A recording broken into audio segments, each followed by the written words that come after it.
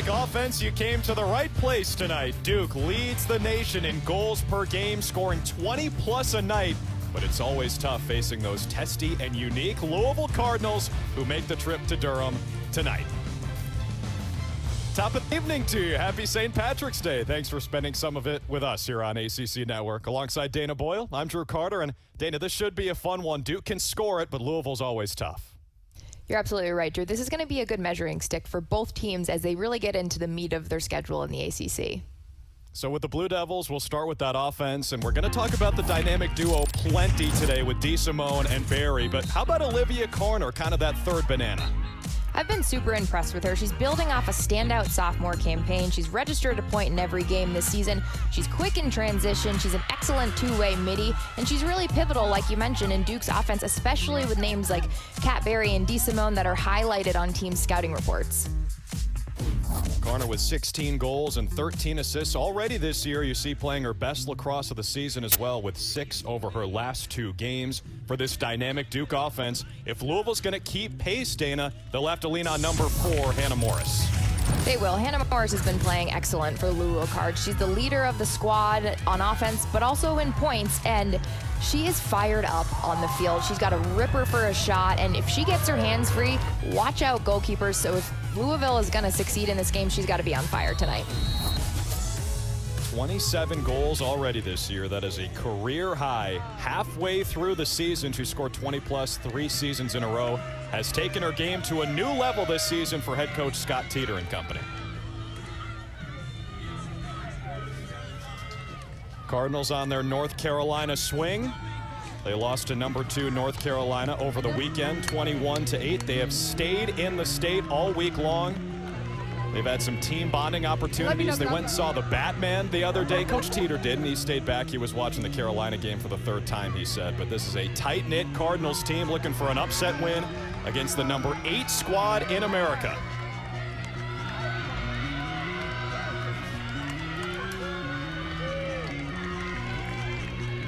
Maddie Jenner for Duke against Maddie McKee for Louisville. It is the all-Maddie battle in the circle. Jenner, one of the best to ever do it. And it's going to be Blue Devils ball to start. I really like that matchup at the draw circle. It's not often that you can match Maddie Jenner in height, and Maddie McKee is really close to that. She's a transfer from LaSalle. She's done a great job in the draw control for the Cards this season so far. We've got 6'2" Jenner against 6'1" McKee. Nope, they have it up there. You're good. Maybe Tim Walls, the head coach of the Louisville women's basketball team, might want to hit up McKee before they go on this NCAA tournament run. 2-sport athlete, no big deal, right?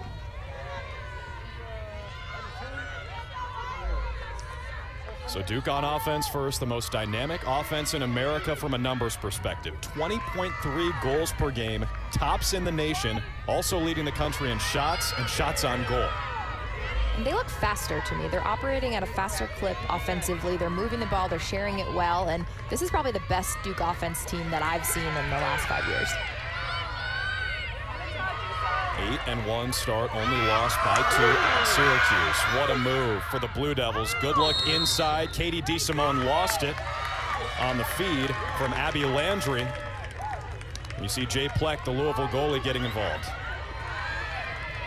Just a little bit of a disconnect between the Duke offense. DeSimone will grab an 8-meter, so it's a foul inside. She's quick from this spot.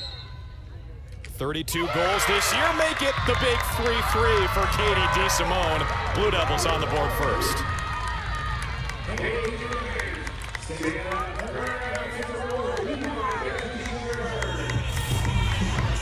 She truly makes the 8-meter look so easy. It's very difficult. It's a contested shot, but she gets so quick off that line that she's able to get a step on the Louisville defenders and great placement. Katie DeSimone, 2nd in the nation in points, behind only her teammate on the attack, Kat Barry.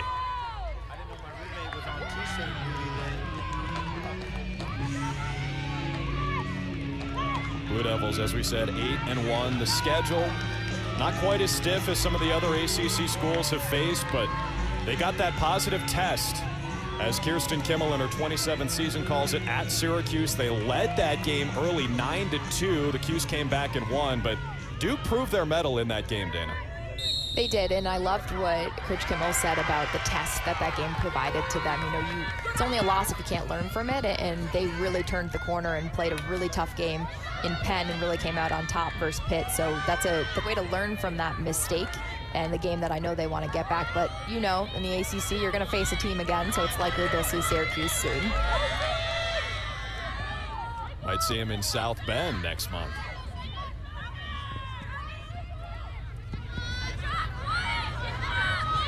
Cardinals on offense now, averaging just over 14 goals per game this year, shooting it at 47%.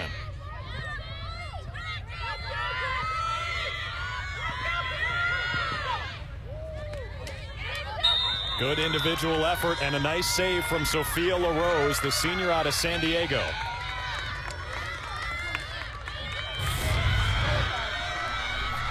Let's take another look at the foul.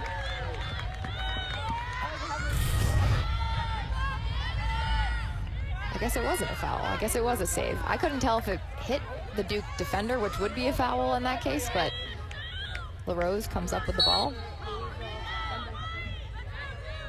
So it's the first save for Sophia LaRose on the shot from Caroline Blaylock, grad student from Louisville, number 6. And here comes that Duke offense.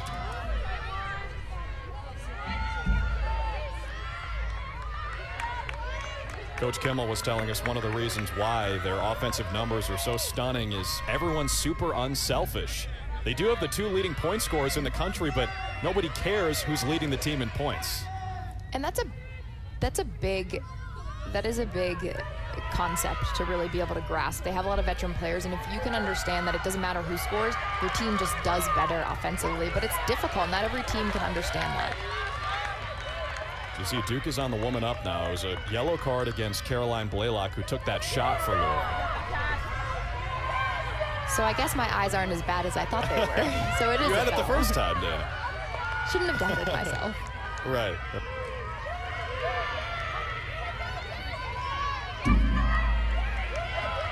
Here is Olivia Corner, who we highlighted off the top. Maddie Jenner, not just a draw control specialist, dangerous offensively. Possession clock dwindles for the Blue Devils. Nice save by Pleck on the doorstep.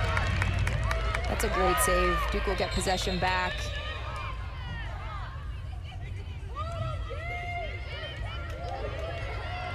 There's Caroline Blaylock. After the yellow card, has to watch.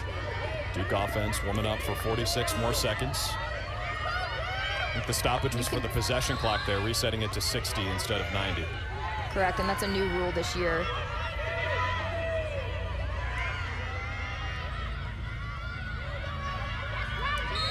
Plenty of space for Maddie Jenner. But before she can take advantage of that runway, a whistle and a free position coming up for the Blue Devils. Shooting space, it's just a safety call. You've got to be within a stick's length, so Maddie Jenner will get on the line. Also, she is very good from this area.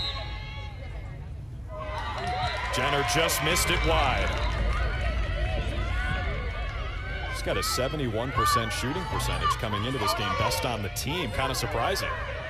It is, and that's an area that Kirsten Kimmel challenged her to be better at. Don't just be a draw control queen, but find yourself a lane to the cage and be better in that scoring area. And she's worked really, really hard the last 2 off seasons in that area and is very much improved. Corner delivers. And the Blue Devils cash in on the woman up with just 5 seconds left.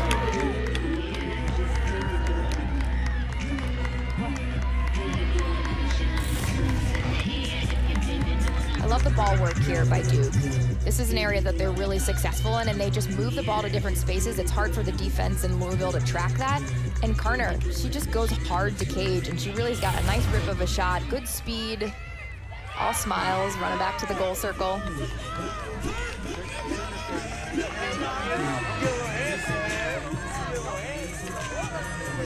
So I know we're early here, Dana, but kind of danger time for Louisville against this dynamic Duke offense, averaging above 20 goals per game. Scott Teeter in his 5th year as head coach of the Cards, coming off that loss against number 2 North Carolina.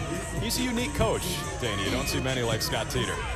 He is. I enjoy speaking to him, and I really love covering their program. I think it's difficult to come into the ACC and play the gauntlet that is the schedule that everybody faces, and he's got such a good attitude, and that transcends to his team. And speaking with a bunch of the girls over the years, they want to win, and they're not afraid to battle and take on a, say, UNC or a Duke. So I give them a lot of credit for competing. Yeah, it is a gauntlet in the ACC. Top 3 teams in the country right now. Boston College, Carolina, and Syracuse, all from the ACC.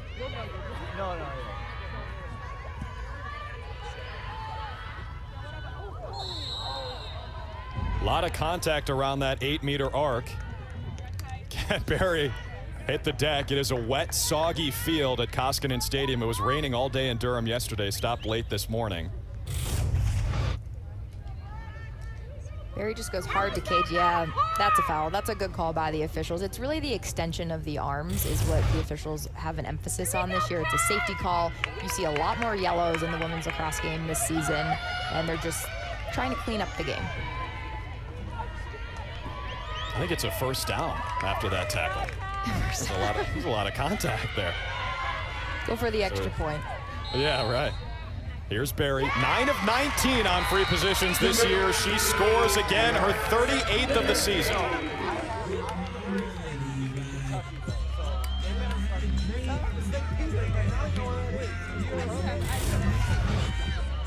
I love the poise from Kat Berry. It's difficult to get fouled, get back up, get on an 8-meter. It's not like a free throw in basketball. She does a great job of just putting the ball in the back of the net, and when Duke gets those opportunities, they need to make them count. That was something that they didn't do as well in the Pitt game. Kat Berry, what an impressive player. Making the transition from midfield to attack this year, has not missed a beat. And I, as a former midfielder that got moved to attack, I can appreciate that move. You can breathe a little bit better, and you have a better appreciation for ball security and not giving up the ball. And that's what she can kind of give to this attack in Duke. And Kirsten Kimmel talks about how she's really helped with that leadership on the offensive end. And you have a better appreciation for ball security, right, as a former midfielder, because when you turn it over there, it leads directly to offense for the other team, yeah? Yes, 100%. I mean, you don't have to run back 70 yards because you, the midfielder, turned it over. You feel good about that. So she's able to teach that to some of the younger players and provide that leadership, take a little bit of pressure off DeSimone. And the Cardinals are on the board as Caroline Blaylock, who got a yellow card earlier, sticks it for Louisville. Caroline Blaylock, such a constant for this Louisville offense. Her sister plays on the defensive end. She just goes hard to Cage. She's a natural lefty, so she adds that flair to the offense. And if she has the ball, you've got to double her. And in that case, the defense and Duke, they got to put a body on her. You can't play her with your stick because she's just going to weave in and out of there. Your donuts make me go nuts. She is Team Duncan. Donuts. I'm skeptical about Team Duncan. Oh, so you're not Team Duncan, Dana. Team Starbucks, huh? Starbucks. Don't tell anyone in the Northeast where I grew up. Yeah, I was going to say, you're from New England. How did that happen? I just got converted when I went to school at UVA. Starbucks for life. Man, can't believe that. I'm Team Caribou Coffee, in case you were wondering. I'm a That's Minnesota. terrible. Get out. Get out. How about Louisville in the circle against Maddie Jenner? I love the matchup. I think I said it earlier, but it's not often that you get that height with Maddie Jenner, and they really challenged her. That was a violation on the draw, and it'll be in Louisville's possession, but if you can get those manufactured possessions off the draw and get the ball away from Maddie Jenner, you can do good things, but just she struggles being able to find that edge. So after 3 straight Duke goals, Louisville got their first, and now a turnover. Veronica Heinman comes away with it, the redshirt junior at Westchester, Pennsylvania. Kat Berry showing those midfield skills all over it. Middy's coming out. Once a middy, Yeah. always a middy. Cannot escape it. You saw she was a 3-sport athlete at St. Ignatius in Napa. One of them was cross country, and she basically just ran a 5K to get that ball into the offensive end for Duke. We tracked it when I was in college, and I believe that midfielders run about 6 to 7 miles a game. Obviously, it's short sprints, and you stop and you can catch your breath, but that's insane. Like, the fitness level of all of these players is out of this world, and they train super hard, but to be able to run consistently for 60 minutes is no joke. I'm sure you had a lot of fun at practice, especially after losses, maybe, with the conditioning. I miss those days now. I do. Really? I hate to say it. I'm sure my coaches are listening, but yeah, I do. Shot from Lexi Schmaltz, denied. Duke keeps it.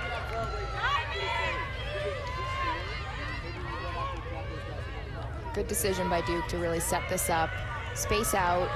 You can see the holes in the defense when you're able to be above that 12-meter.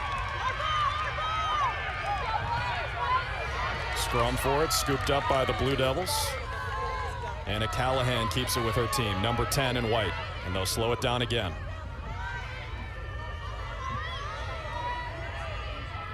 Three goals from 3 different players for Duke.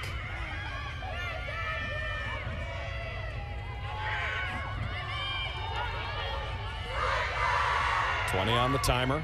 Here is DeSimone. What a move. Katie DeSimone, tough angle. Maybe if she kept it in her left hand, maybe she would have found that sliver of the opening.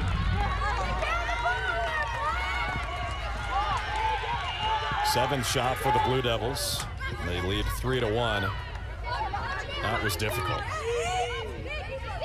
And credit to the Louisville defense, you know, cutting that angle off, so it was difficult for her to get that shot off, and that's what you have to do defensively. Louisville rattles a lot of teams. They play a different style. They play a golden zone, as Coach Teeter likes to call it. I think he coined that term himself, but I do like repeating it.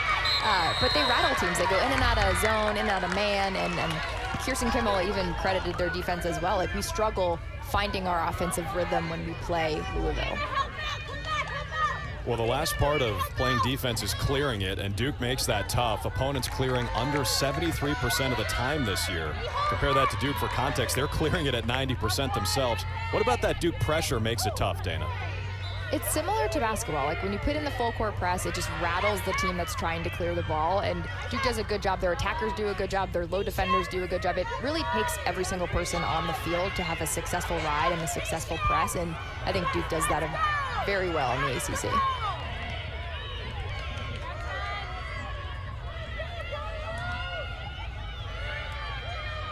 Probably helps when you've got a midfielder playing attack too in Kat Berry. That too, and I also think when Anna Callahan, number 10, is on the field, she comes in and out. She doesn't necessarily start all the time for Duke, but she's really good at controlling the tempo. She understands. You can see her at the top on the elbow, really holding the ball, and then she'll get to Cage. Then she'll start the play. She's the catalyst for this Duke offense. I mean, she is in the game. Good things happen offensively, and she'll get an 8-meter here. Looks like it was shooting space.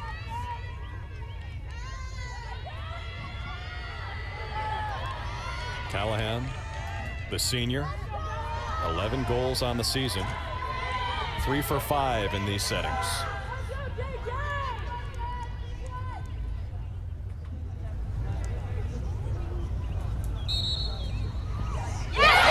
And she buries it. 4 different Blue Devils have scored. That potent offense came to play tonight. You gotta love the one step, take a rip. Nice little flamethrower in her shot. Good job by Duke getting on the 8-meter, making the most of it. Duke up.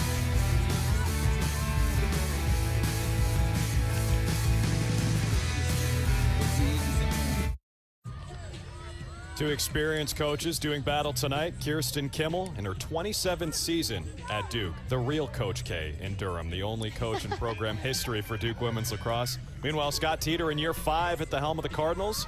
After 15 at Canisius in Buffalo, so he's steadily moving farther and farther away from his hometown in Canada. Both just great programs, staples of both of these schools. Kirsten Kimmel synonymous with Duke women's lacrosse, and Teeter with Louisville. They've just done such a good job, not just on the lacrosse end, but really creating great leaders, great women to come into the workforce, and just setting really good examples for the rest of us and the little laxers out there that are watching.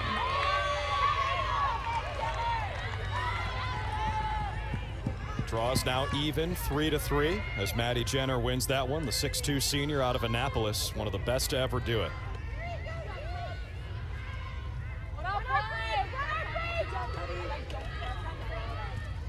So what does Teeter's defense do here, Dana, that rattles Duke? You can watch them. They're sending 2 to the ball. They're swarming, and then they're having to reset their defense, which is very difficult. Fine ball, they're even, and then they're just sending doubles. They're pressuring behind. They do all sorts of things. Honestly, if I was playing defense for Teeter, I would be very confused. They do a good job of rattling teams. It works. And that time it pays off. Turnover forced by the Cardinals. And here comes Sarah Blaylock. Her sister Caroline scored the only goal for Louisville earlier. And Sarah Blaylock, she's a graduate student. She's got a lot of experience playing on the field, and she is their top 1v1 defender. She's usually in a matchup, usually in a face guard. We're not seeing that tonight, but it could change, but she's excellent on defense. Yeah, we'll keep an eye on Louisville's scheme defensively against this dynamic Duke offense, because as you said, Hannah, Teeter will switch it up.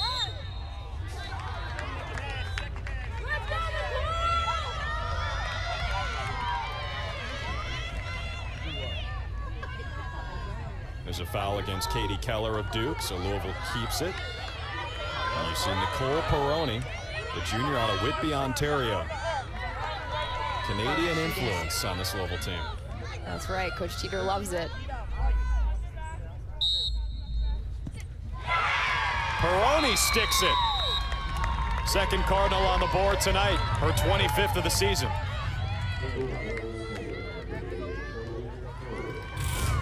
Number 88, in my opinion, has made a really big leap from the 2021 season to now. She's faster, she's operating at a higher clip, and her shots are really pointed, and that is what Louisville needs. They need that competitor. They need someone to balance out Hannah Morris, and Nicole Peroni has done an excellent job.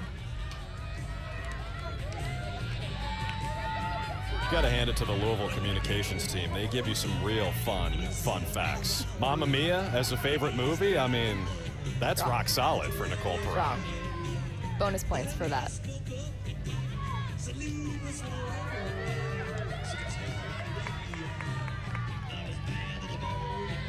Scott Teeter coaches the Canadian women's national team.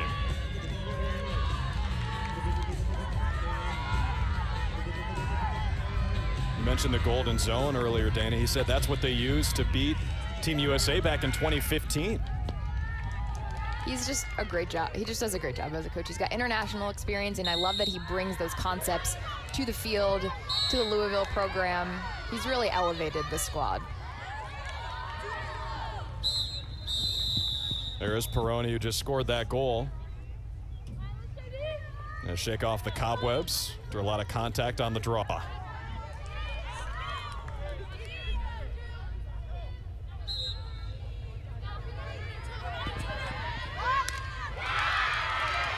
Swarming defense from the Blue Devils all over Peroni.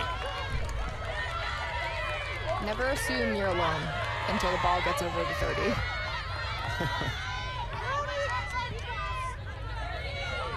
Yeah, there aren't many teams that apply more and more effective pressure than Duke.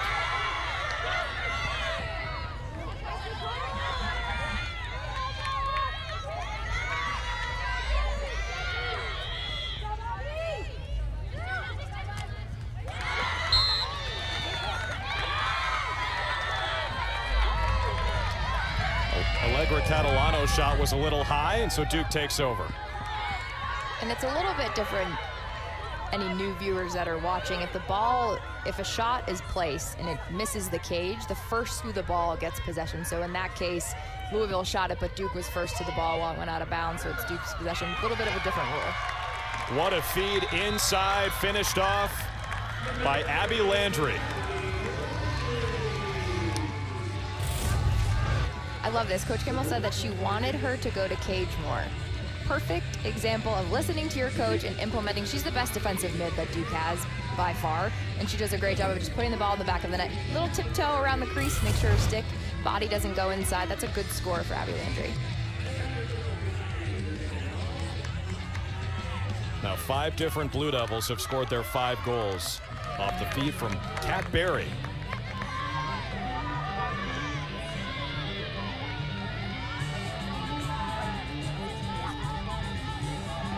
We're seeing what Coach Kirsten Kimmel told us. This is an unselfish attack. It really is, and when you have veteran players like a Kat Berry who can feed, who understand the vision of the attack, understand really what the program's going towards, what they want to achieve, it's so much easier to operate, and everybody is on the same wavelength, and I think Duke's done a great job this season so far.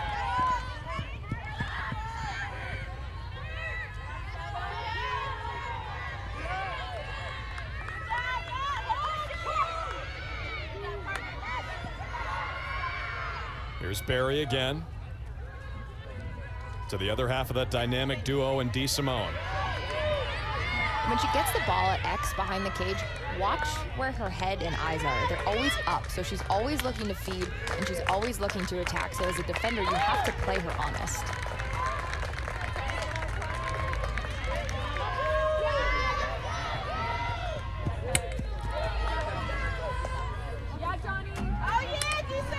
DeSimone, the sophomore out of New York, has her second tally tonight.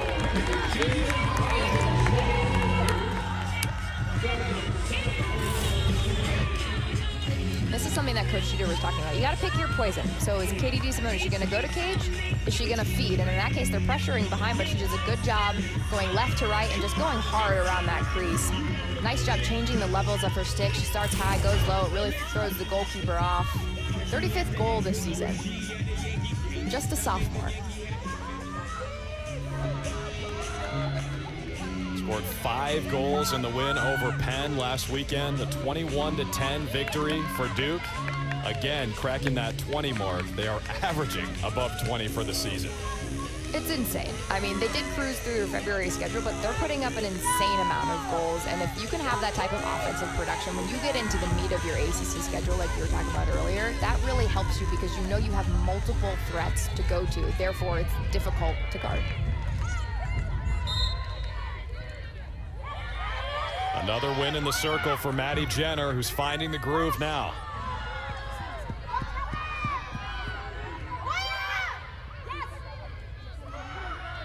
Duke won't waste any time.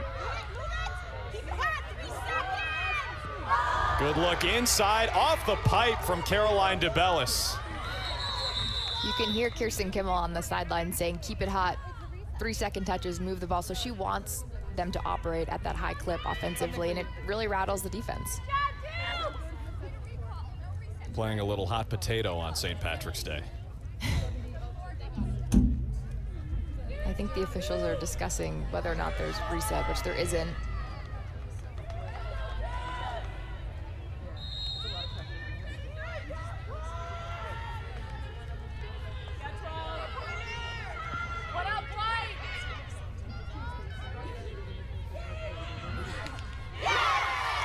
What a bullet from Maddie Jenner. She's been winning the draws all night. Now she gets involved offensively, her 18th goal of the season.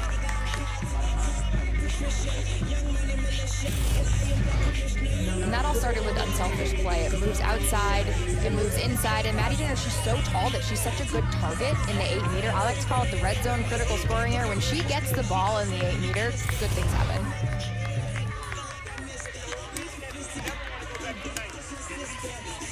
You see Jenner just dominant in the draw control circle. Came in tonight with 120 wins there. No one else in the country has more than 80 entering tonight. Yes.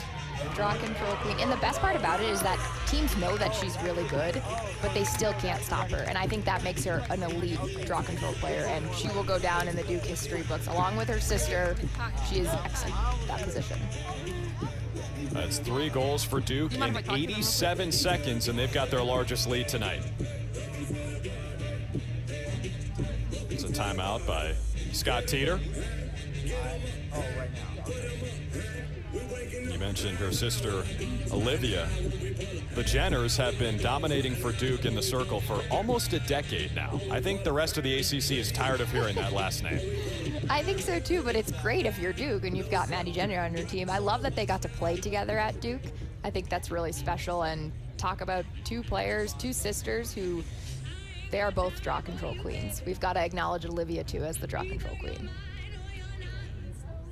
Yeah, shout out Olivia, who wisely overlapped with her younger sister, Maddie, in Maddie's freshman season. And because Olivia was winning so many draws, that's probably why she still has the record over Maddie, because Maddie didn't get in the circle quite as much as she otherwise would have. You're going to start some sibling drama between sisters. Just wait. Hey, listen, I mean, Olivia has it for a few years. Enjoy it while it lasts. Little sister's coming for it, and she's going to get it. She's coming.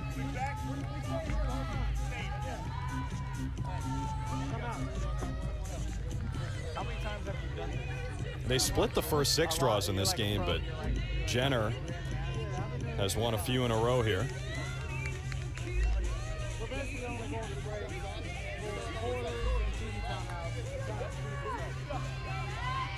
This is a great look at the draw. You can see it's interesting.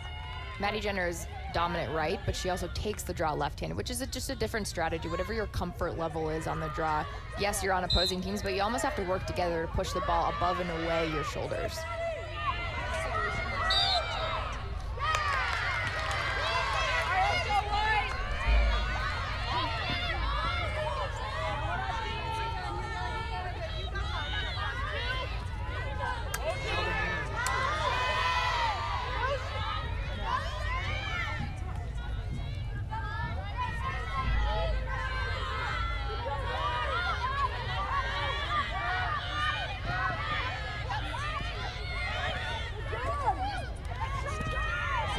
What an individual effort from Nicole Peroni, who slots it home.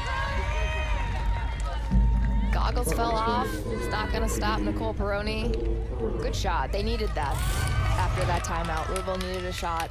Good job moving the ball. They move it to a few different Louisville players, and then she just goes hard. She keeps it in her right hand. Pretty difficult to do. Evades the Duke defender. And again, you've got to put a body on Nicole Peroni. You've got to put a body on anyone who's in the 8-meter. She does a good job getting it around Sophia LaRose. Goggles come off. Doesn't phase her. Second goal tonight.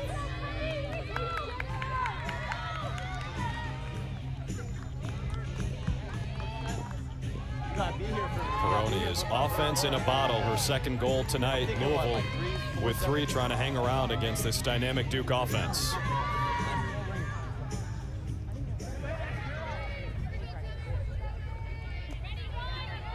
Peroni has scored 2 in a row. They are even at the circle. 5 wins apiece. Jenner goes up and spears that one. No goggles. I love the one-handed grab from Maddie Jenner. She barely even had to jump to clip that.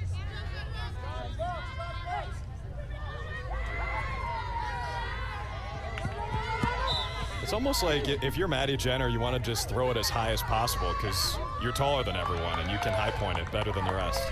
Right. And the draw circle really is her craft. It's her art, and she does a beautiful job. It's fun to watch her.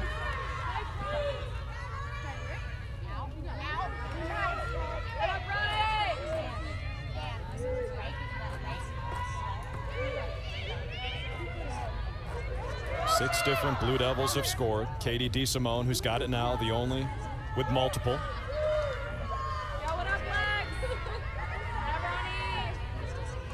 That second midfield in there for Coach Kimmel.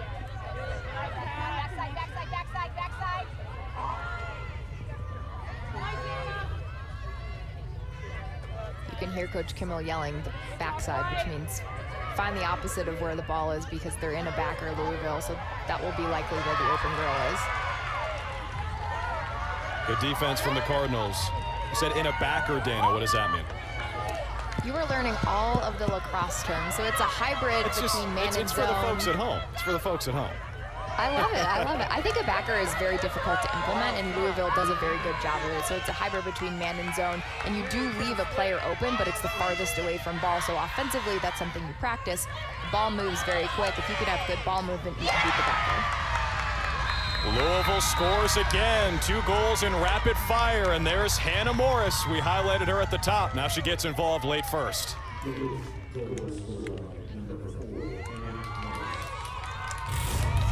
This is a perfect example of defensive stop, defensive momentum leading to offensive production. Hannah Morris, we mentioned her at the beginning of the show. She's got fire in her stick. It's a great job keeping it in her left hand. She evades the Duke defenders, finds the open cage. That's a big score off of a really big defensive play.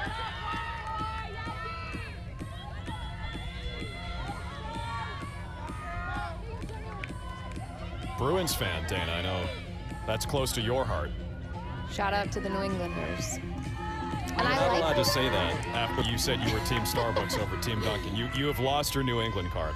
All right, that's fair. But I do like the correspondence between hockey and lacrosse. I do think there's a lot of similarities that exist between the two. So Duke wins the draw with the shot clock off and 10 seconds left in the first quarter. Barry chased it down. The nation's leader in points finds Callahan. It's turned away by Jay Pleck, and it keeps it a 3-goal game as we head to the second quarter. Blue Devils with 6 different goal scorers in the opening quarter. The top offense in the country giving Scott Teeter and his team fits, but they're hanging around. 2 from Nicole Peroni. It's 7-4 after 1. Let's check out some power rankings in NCAA women's lacrosse. Of course, Boston College, #1, the defending champs, led by Charlotte North. What a dynamic team the Eagles are. North Carolina, #2, continuing the ACC trend at the top of these rankings. The Tar Heels, another dynamic offense with depth at every position. Northwestern, semifinalists last year with the speed for the Wildcats out of the Big Ten. #4, Maryland. Aurora accordingly. When you flash the applause sign, folks, Aurora accordingly for the Terps, #4 in our power rankings. And then the Syracuse Orange, #3 in the rankings, #5 in the power ranks, led by Kayla Traynor, first-year head coach, taking over from Gary Gates. They can score it too in the rankings, though. Top 3 all from the ACC, Dana. 1 through 5 really gets me jumbled. I think it can be anyone's game. Northwestern has 2 losses. Syracuse also has 2 losses, but on any given day, any of those top 5 teams can win. I also think Stony Brook, they're knocking on the top 5 door, so watch out for them. I really like what Joe Spallina's doing with that squad. There's Duke, #8, trying to crack that top 5. They have played Syracuse this year on the road, led by 7 early. The Orange came back to win 18-16 earlier this month.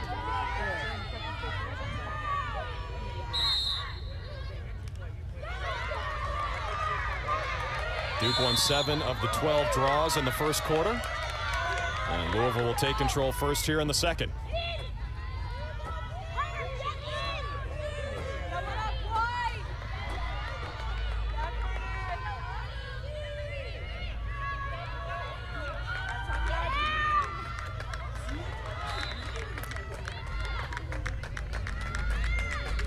Look at how far Duke is pressuring out. Also difficult to do because then you have to check back in and make sure there's no holes or gaps for Louisville to find those seams.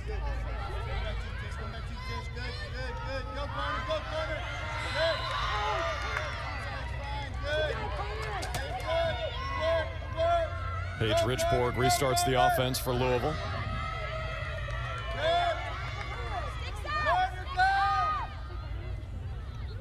Cardinals in that first quarter got 2 from Nicole Peroni, 1 each from Caroline Blaylock and Hannah Morris.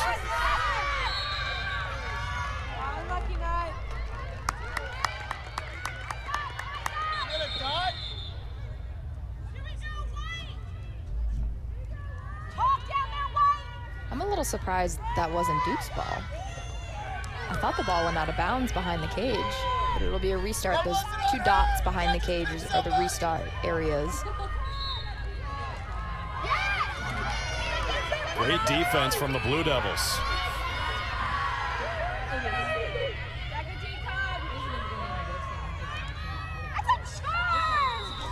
Peroni in the spin cycle, and it's Duke ball. I wasn't sure, was that a charge? Someone on the Duke sideline wanted that to be a charge. Yeah. I can hear it from all the way from Charlottesville, Virginia. Yeah. But that's such a difficult call to make. I don't envy the officials in the position that they're in. There's a lot of rules in women's lacrosse that are subjective. They've got a very tough job.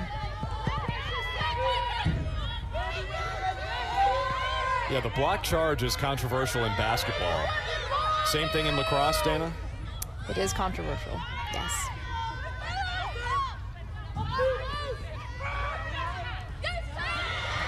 On the doorstep, Duke cashes in. It's Kat Berry with her second tonight.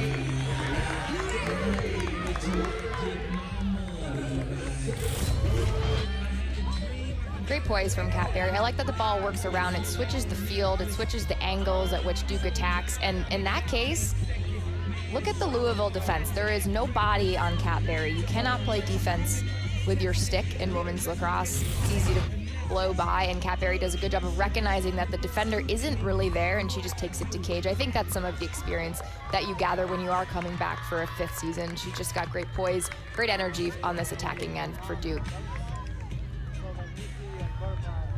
9 multi-goal games in the 10th game this year for the Blue Devils, who come in 8-1. And she's playing free. She's got a job next year. She's moving to New York. All she has to do is focus on business school and lacrosse. It's amazing. Don't ever leave college. Right, that's the life. In the Fuquay School of Business in Durham. I am not going to try and say that on air. Fuqua. Fuqua. That's why you don't even try. It's safer to just not even try.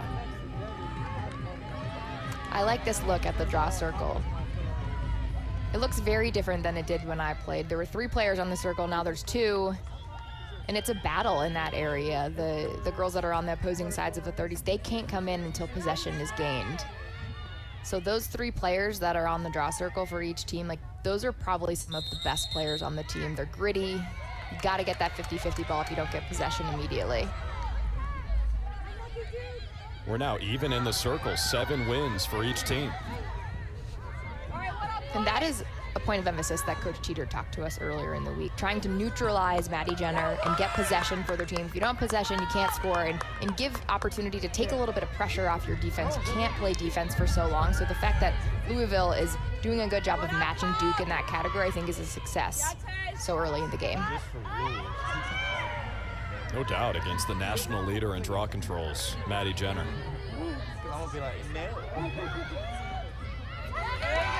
Good D.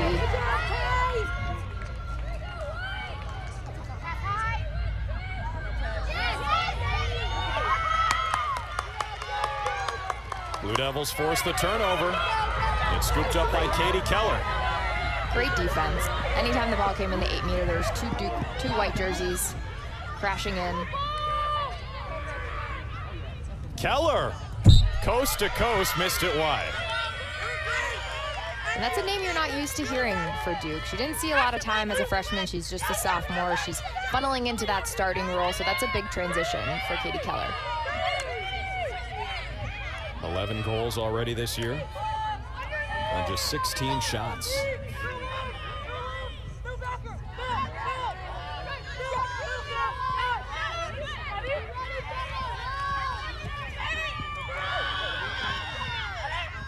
Look at Berry.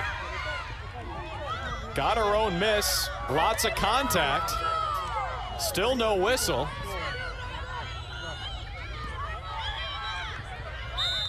Looks like the ball is covered in grease right now. Berry ends up with it for the Blue Devils. I mean, you mentioned it. You can tell that the field is wet in that type of scrum of the ball. It's slipping out of everyone's stick. You got bodies flying everywhere.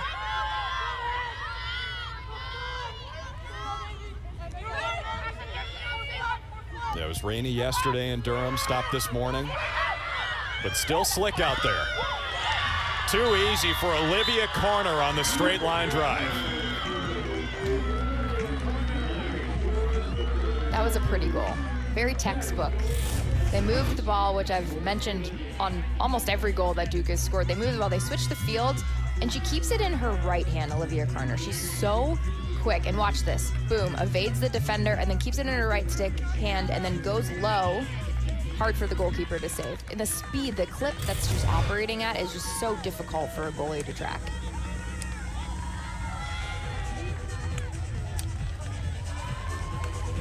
Two goals for the junior. Barry DeSimone also have 2.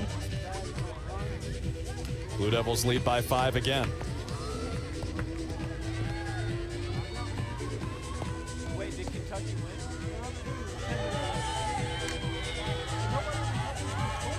Look, they need to have a disaster.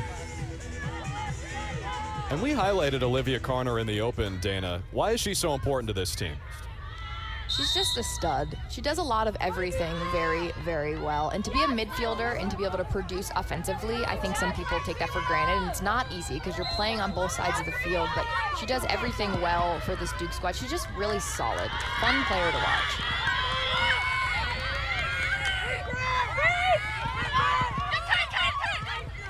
So Duke back to its biggest lead of the night, 5 goals, 17 shots compared to just 6 for Louisville. That's hard to compete with. 3 times as many shots. You gotta have the ball if you're Louisville, and you gotta find quality shots. I mean, the Cardinals are doing pretty well in the circle. It's only 8-7 in favor of the Blue Devils right now. Why are they generating so many more chances, you think? The Cards are gonna battle, but that's where the draw control stat can sort of be misleading. If you're winning the draw, if you're not close to operating close to what Duke is doing, if you're not getting possession, then the ball's not in your offensive end, so you can't score. So I think that stat can sometimes be a little bit misleading. Katie DeSimone has a first-half hat trick.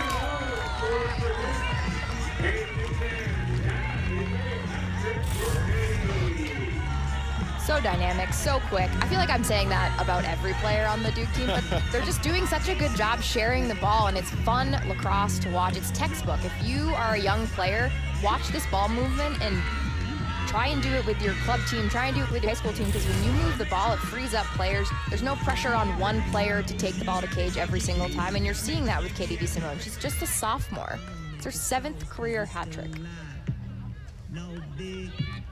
Recently added to the Tewaaraton watch list. Joins Barry and Jenner on that list from the Blue Devils. And she's light. I like what Coach Kimmel said about her. She's got this fun, light spirit to her. She's kind of a goofball, knows when to tell the jokes at the right time, and I think that adds a good dynamic on the offensive end for them. You have Kat Barry, who's a little bit more serious.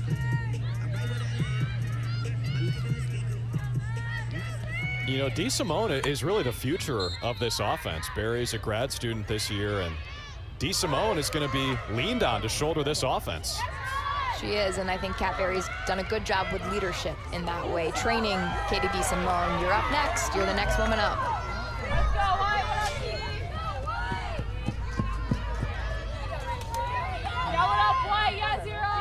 3 straight goals for the Blue Devils to start this second quarter. Same story as the first when they led 3-0.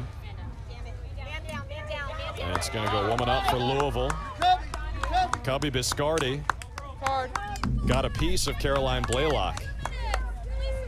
And you could see it. She knew she fouled. She just started running off the field. Even the official hasn't even pulled the yellow card out. So just a point of emphasis this year.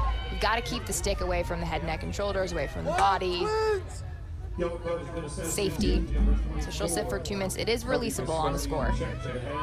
Good job.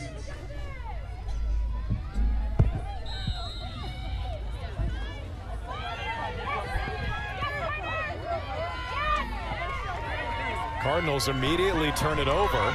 Here comes Corner, who's already scored twice tonight with speed. That's got to take the wind out of your sails if you're Louisville. You get possession, you're woman up, uncharacteristic turnover. That's something that Coach Teeter also talked to us earlier in the week about. Point of emphasis, they've got to limit those unforced errors, those unforced turnovers. It really plagued them in their game versus UNC, and if they could clean some of those up, I think the score would be a little bit different in their last game versus the Heels.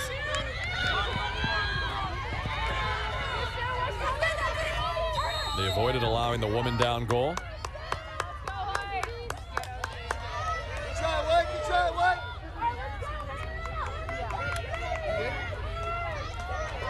And now they go back to work offensively.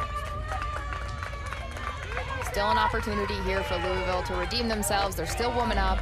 This is where you need to move the ball. The ball moves faster than you do. Create that space, find that opening. You've got an extra player on offense. Spread the field. Hannah Morris, their leading scorer. Left it upstairs, but the Cardinals keep it.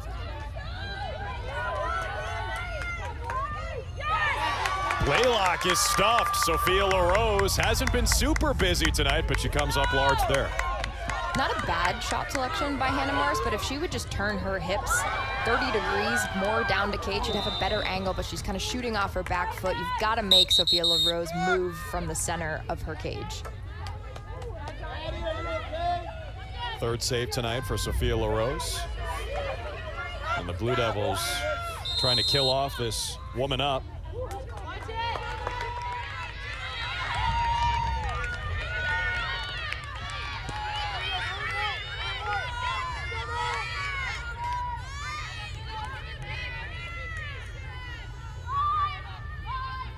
Duke has scored 3 woman down goals this year, but they are content to just hang on to it.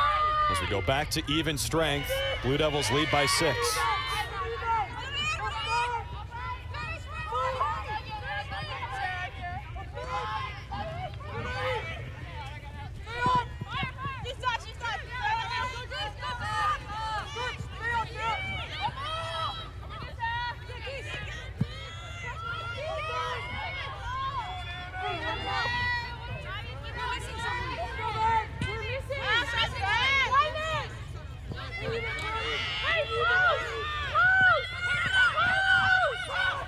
Missing an offensive player there. Someone was behind the line, the restraining line. They're even strength. They were even strength, but there was a little bit of miscommunication. So they were playing 6v7. Now they're 7v7. Someone wasn't on the offensive end like they were supposed to be. Pretty good look, considering. Good catch, Dana. I was counting. You can't see it because we're not on camera, but I did have my pen out counting on the screen. Anna Callahan has already scored once. Tried to feed her teammate Veronica Hyndman out of bounds, and Louisville will take possession. I like the creativity there off the 8-meter. I think that's an advantage that you can take when you're up by 6 goals, but did she have a better shot taking it by herself? Probably yes, but that's the very unselfish play that Coach K, I'm going to start calling her Coach K, was talking about. You started it. Yeah, I mean, we are in Durham. Coach K fits.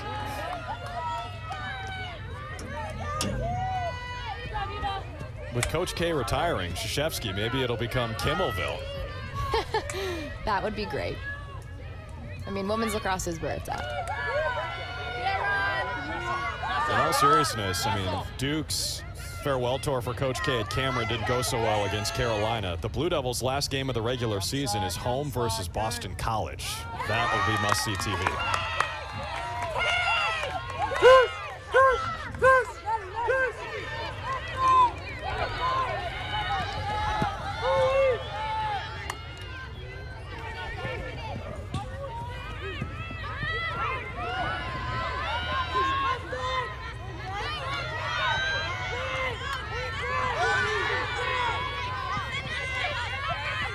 Duke is already halfway to 20, averaging over 20 per game this year, tops in the country. Hat-trick from DeSimone, number 4, who's got it now.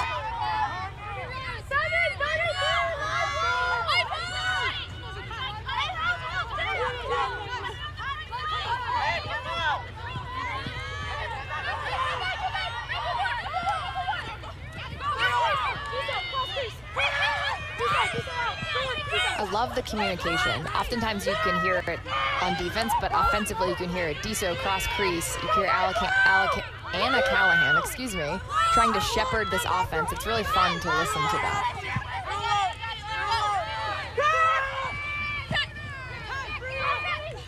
Barry, sidewinder shot wide, backed up by DeSimone.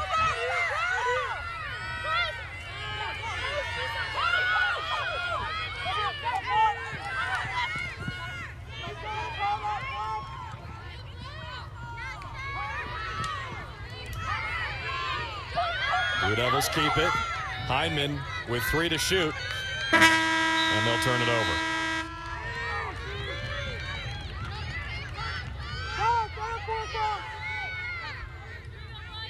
Well, Duke hasn't scored in 5 minutes. Louisville hasn't scored yet this quarter.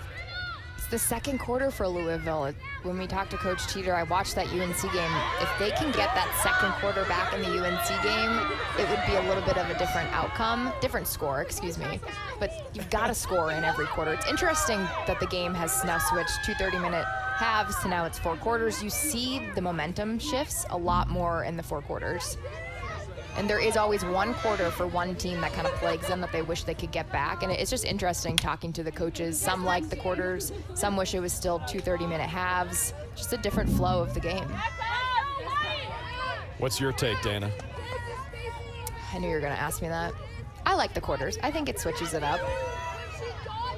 You get a 2-minute break. I know the players like the break in between the quarters, but it allows you to go hard for that quarter knowing that you will have that built-in break. What an effort. Paige Richborg scores Louisville's first goal of this second quarter. I like this look for Louisville. They needed a score. They hadn't scored up until this point. Just does a good job of moving the ball. Goes straight down to Cage. Good shot by Louisville.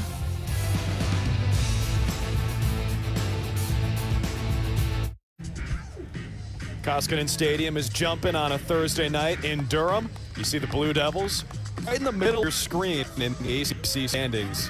I mean, usually you're not going to be 8th in the country and 4th in your own conference in the top 25, but that's the case in the ACC. The ACC is a gauntlet, and someone that's not on this list that I feel like we do need to talk about is Pitt. They're giving teams some tough games. They battled against Duke. They battled against Virginia. They play Virginia this weekend, and it's a toss-up. Any team, any day. It's what my dad used to say, but it is true, and it applies to the ACC. I love the competition. I love the talent that we're seeing, especially with the saturated rosters with the 5th and 6th years. Yeah, how about Pitt in their first year? I mean, I love they it. took this Duke team to the wire. They did. I really have a lot of respect for Emily Bossino, who's the head coach at Pitt. She knows how to run a really strong defense. She's got national championship experience when she was an assistant at JMU, and watch out for Pitt. I mean, this is their inaugural season, but give them a few years and they're going to be competing for an ACC championship.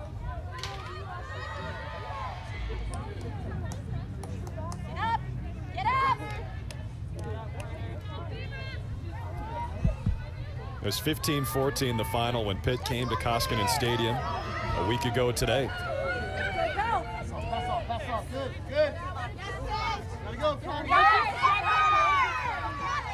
Peroni has 2 goals for the Cardinals, number 88 in black. U of L got hot at the end of the first quarter, 2 in the last 2 minutes. We'll see if they do the same thing here. Richborg just had their first goal in the quarter about a minute ago.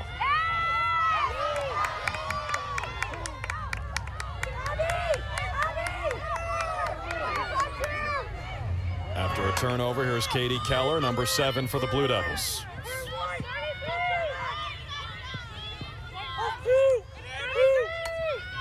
Coming up at halftime, stay tuned for Sound On, talking about some upcoming lax battles. Tartar coming in with the hot tea of women's lacrosse you didn't know you needed.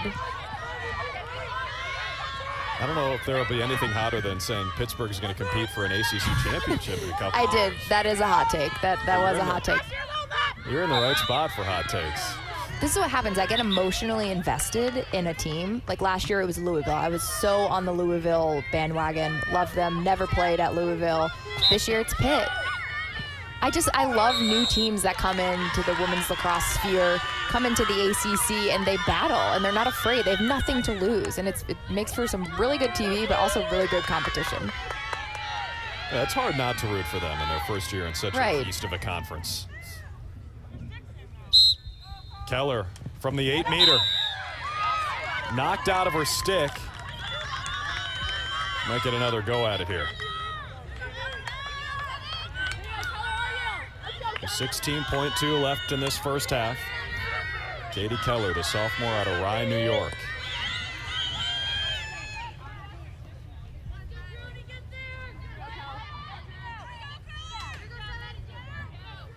One-on-one with Jay Pleck, the freshman goalie for the Cardinals. Keller wins this battle.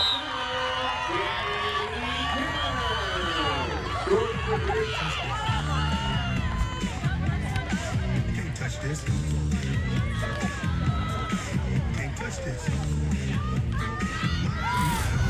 I really like that shot placement by Katie Keller. She has the middle hash, which is pretty difficult. You've got to pick a side when you're on the middle hash, but she does a good job, keeps it in her right hand and goes on the right side of Plek.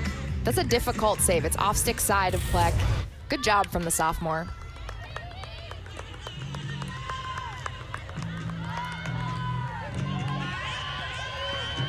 Katie Keller is a sniper.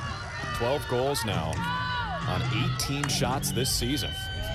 And she's just really found herself into that starting role. She didn't see a ton of time as a freshman, but to come in with this veteran offense and really find her rhythm and find where she fits, that's a big testament to the Duke offense. Coach Kimmel and the rest of the teammates that are playing around her who are building her up. There's Jenner who wins another draw. 10 seconds for the Blue Devils. DeSimone got a little antsy. The clock is still running. It's a new rule this year to increase pace of play. Plek has it in her stick, and that'll do it for the first half. 11-5, Duke leads. Duke is just dominating. They haven't trailed in this game. They've really come out with the fire that I know Coach Kimmel wants them to, and it should be an interesting second half. This Cardinals team will not go away. The compete level is high for Louisville. On Pride Night at Koskinen Stadium, Duke with 20 shots compared to just 9 for Louisville. And Kirsten Kimmel's high-powered offense is looking like it. Caroline Blaylock and the Cardinals trying to hang around. It's tough when you got to deal with Kat Berry and company. Blue Devils lead by 6 at the end of 1. Sound On is next. Don't go anywhere.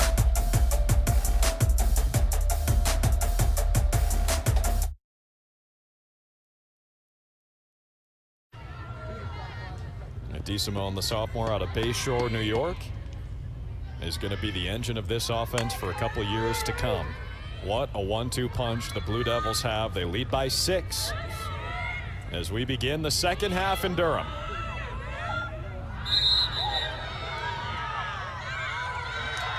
So that's a really good example of the new rule that exists this year. So in years past, that would be a redraw, but because they couldn't determine who faulted, it's alternate possession. So in that case, it'll go to Louisville.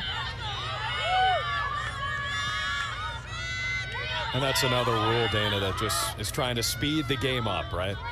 I do like that rule. I do think it's important to get the possession clock right. There's been a few instances where I've been calling games where the officials haven't been sure who is going to have possession, and that can make or break a game if it's close and the score is close and there's not a lot of time left. So I think that's a pivotal rule, but it's got to be executed well.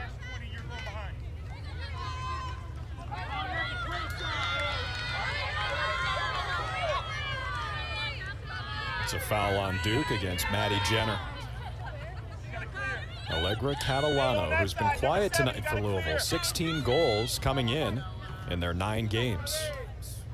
And she's usually pretty steady on attack. You see a lot of production from her early on, but I think that's credit to the Duke defense, who we haven't really talked a lot about. They've got some veterans on there. Natalie Kahn is one of them, and she's marking up a good amount on Catalano, and you've got to give credit where credit is due, and they're playing really strong in front of Sophia LaRose. That's a great point, Dana. Only 9 shots for the Cardinals. There's 10, and it goes for Allegra Catalano right on cue. Opens the scoring in the second half.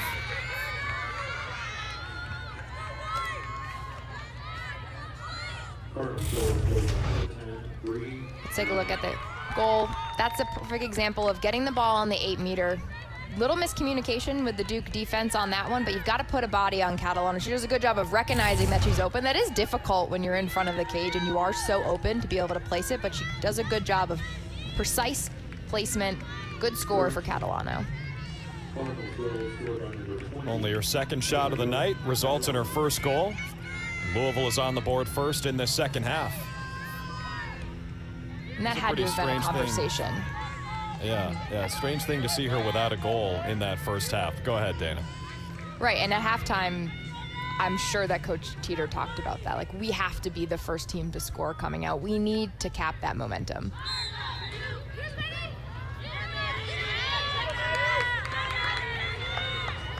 Yeah, that's another thing Scott Teeter told us about on the call is that second quarter got away from them over the weekend at Carolina, but he loved their compete level. He said that was where it needed to be. And that's consistent.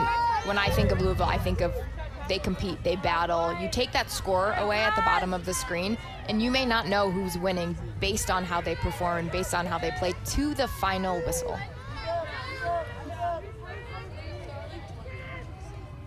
Yeah, I texted him, like, I'm going to take like 60.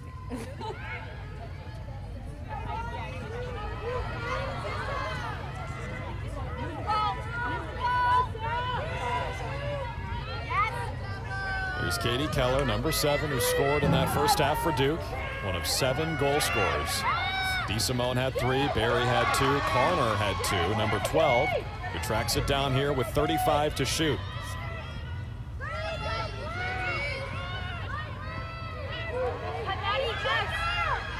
Good look inside, Maddie Jenner cashes in. Kat Barry put it on a silver platter for her.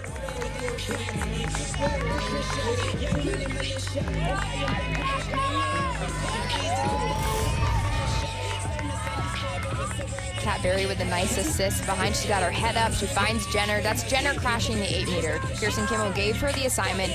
You need to not just be the draw queen, but you've got to be a scorer. And this is a good way for Jenner to put herself in a position to be successful. She's so tall, so she's got that advantage. Catches the ball, nice poise, puts it in the back of the net.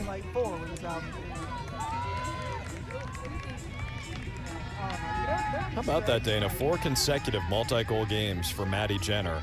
Not just the draw control queen.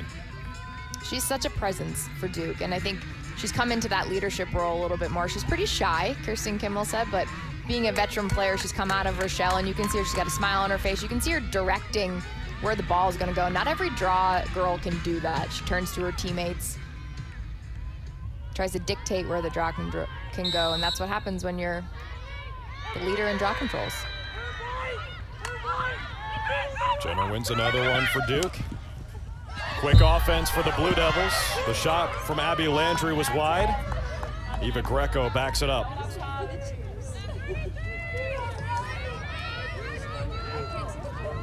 Duke now with 4 multi-goal scores. And they lead by 6 again, the 3rd time tonight.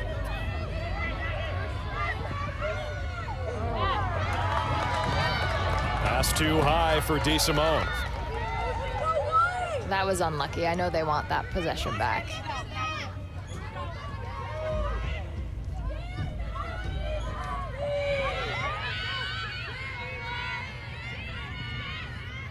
Good hustle in the ride.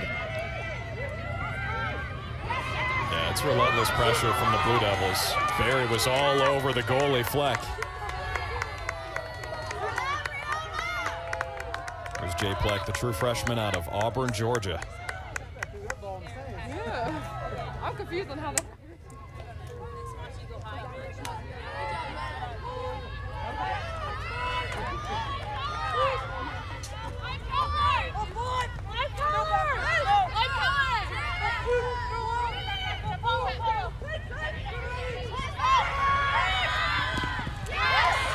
On the attack, it's Keller again, her 2nd goal tonight.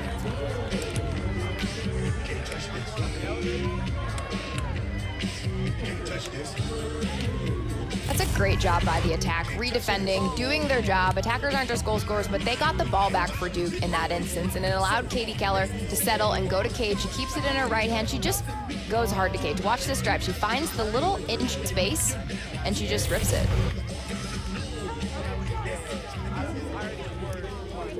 Blue Devils flash the depth again. 5 multi-goal scores. Barry, DeSimone, Corner, Keller, and Jenner. So Louisville is going with a 2-goalie kind of system, trying to replace Rachel Florick. So Jay Pleck started for the 7th time this year, but now Sarah Adish takes over, the sophomore out of Foxborough, Mass. And Pleck is a freshman, so that's difficult. I don't know if we mentioned that earlier in the game, but she's still learning her defense, so to be able to have a relief in Adesh is a great opportunity for both keepers to get some time, both keepers to get familiar with their defense. And Coach Cheater was saying that Sarah Adesh is a little bit more advanced after the save, so she's comfortable coming out of Cage and working as part of that clear unit.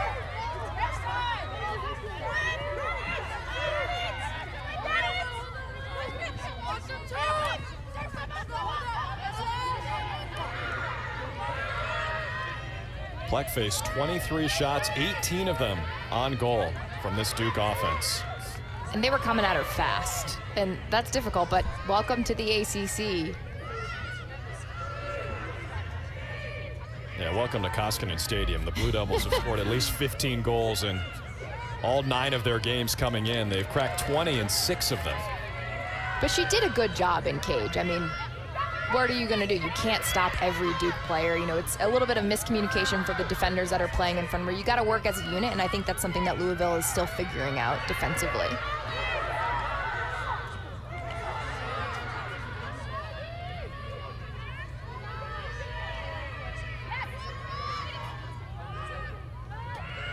Here's DeSimone with a hat trick in the first. Lost it. No call. Good defense from Louisville. I agree. I think that's good defense. I'm not so sure she did get fouled. I think maybe she tripped up on her own feet, but good decision by the officials. Let the game play.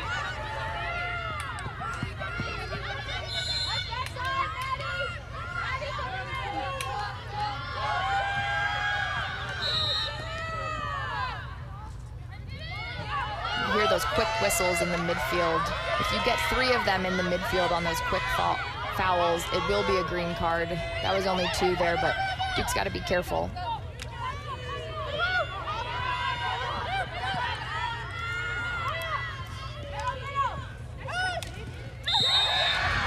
Good look and a goal for Louisville. It's Paige Richborg again, number 13, taking a beating, but scores her second. This is the battle that we were talking about from Louisville. They finally get possession. They work the ball around. They're not so much an ISO team anymore as they used to be, but that's a great job of getting the ball inside, looking to thread the needle. Richborg just does a good job. I mean, she's got a stick all over, and she just makes the play. Goes 5-hole on Sophia LaRose.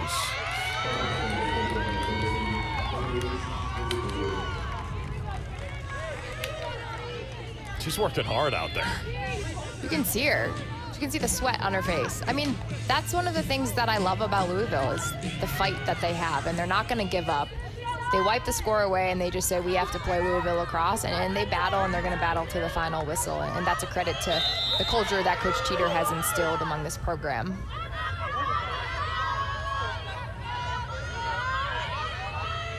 So Richborg has her 8th goal of the season. 2 of them tonight, her second multi-goal game of the year.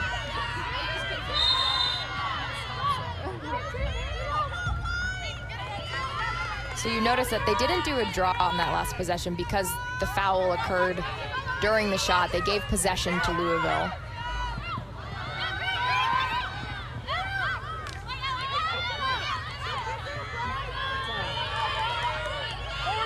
Kind of like an and one for Paige Richborg. And one, yes. I like that. I'm going to start using that.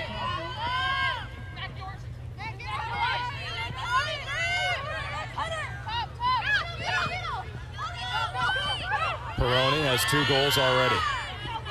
Meets a wall of Blue Devils right at the 8-meter. I was just going to say, you can see them packing in, trying to limit the opportunity or even the looks inside in the 8-meter that Louisville can receive. Good defense from the Blue Devils. Here comes Veronica Heineman with speed.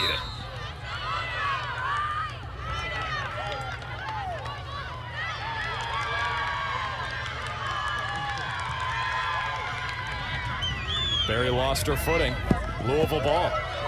Such a good defensive stop. Hard work by the defense transitioning down. I think it's the surface. We were talking about earlier with the rain that happened. Kat Barry slipped. But this is an opportunity for Louisville to take the ball. It's a gift. This is a transition gift for them.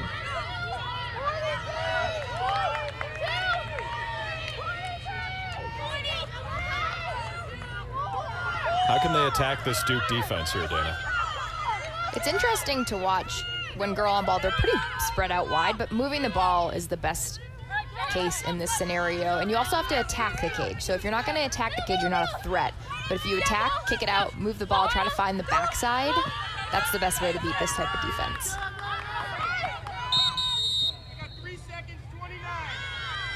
So it's 3 seconds against Duke, and it'll set up an 8-meter chance for Louisville. Kay Conway in the arc for too long. I like when you can hear the officials yell out the 3 seconds. So in women's lacrosse, you can't just be hanging out in the 8-meter without guarding anybody. You've got to be within a stick's length.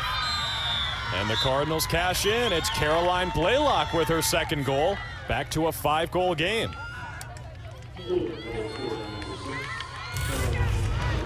Blaylock, such a constant for this Cards team. Again, middle hash with the foul, takes advantage of it. She really needed that score, and Louisville needed that momentum. Great score, great finish by Louisville.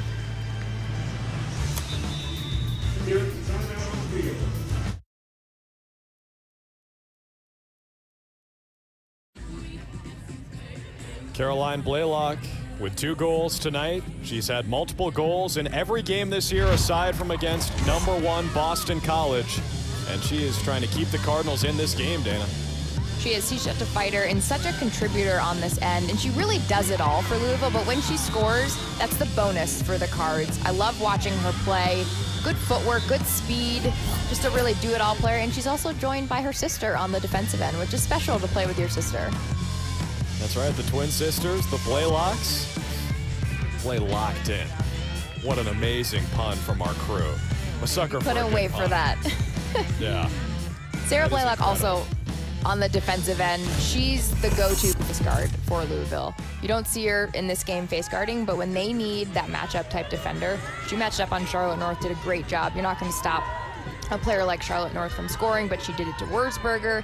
Wurzburger had a goal, just a solid defender, and she really leads that squad.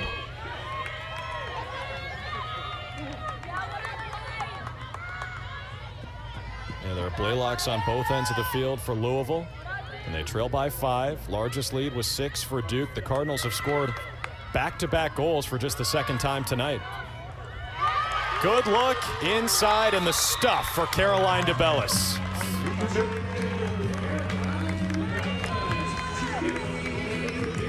Oh, cue up the sweet Caroline for the junior out of Cold Spring Harbor.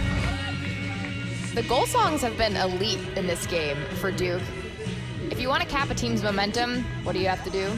Put the ball in the back of the net. Good job by Caroline DeBellis, who was traditionally playing at that X, and I like seeing her in front of the cage. It's a new look for Duke's offense. Good job coming off the bench. She's a junior for Duke. She's got experience on the field, and we talked about the diversity in their scoring. She's another one to add to the book.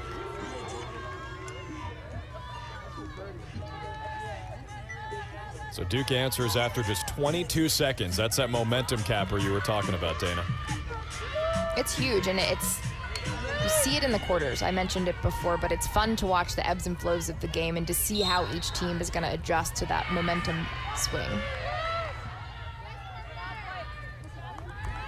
Blue Devils outscored the Cardinals by 3 in both the first and second quarter. 7-4 and then 4-1 to lead by 6 at the break.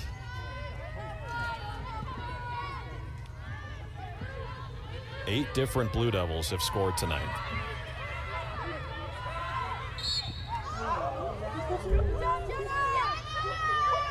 Maddie Jenner just uncorked a bullet. I think she might have hit Caroline DeBellis behind the cage, but I credit number 2 in the Duke jersey. She got the rebound. Gotta shake that one off. She made a play. Missile. And here's Jenner.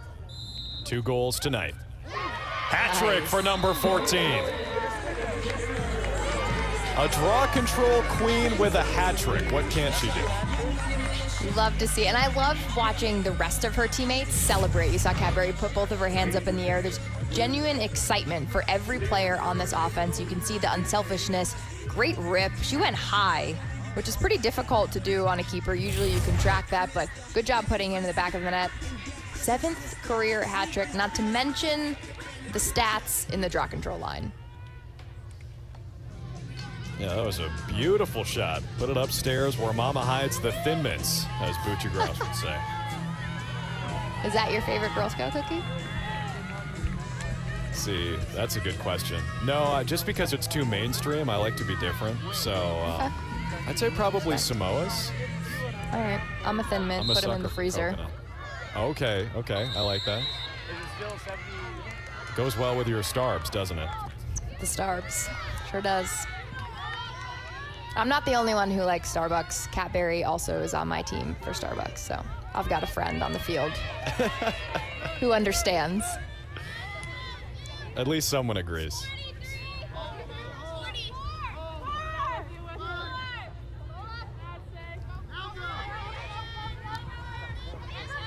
So it's a 7-goal lead for Duke. Louisville in a tough stretch of the schedule. BC, UNC, and Duke. It doesn't get easier for any team, really. I mean, you're out of February. This is the meat of your schedule, and from here you have to play ACC teams. Then you go into the ACC tournament at the end of April, and then it's likely that you'll face a team you already faced in the regular season again. Yeah, both these teams in a tough stretch right now. Duke is playing 5 games in 15 days. And cap off the stretch against Davidson this weekend. And we were asking Coach Kimmel about that. Do the adjustments of the games. When I played, it was traditionally Wednesday, Saturday, and now it's, Thursday because of TV, which is excellent exposure for the sport. But I asked, does that rattle them? And she says that they've got them in a good groove. They're practicing at different times, and they're just ready to compete, and they take one day at a time. I think the scheduling thing that might throw them off more than anything, Dana, is playing at 8 o'clock. I mean, that's different. I did have to have a coffee at 3. Just to make sure that I was going to be awake. But when we talked to the Louisville coach about this, they're on spring break, so they had the ability to change up their schedule a little bit. They actually did a swim workout, a pool workout, to give their legs a little bit of a breath. So it's interesting to see the strategies. And I know Duke works with a performance coach, Emily Perrin, and does some mindfulness. That's a great turnover by Duke. Here come the Blue Devils in transition.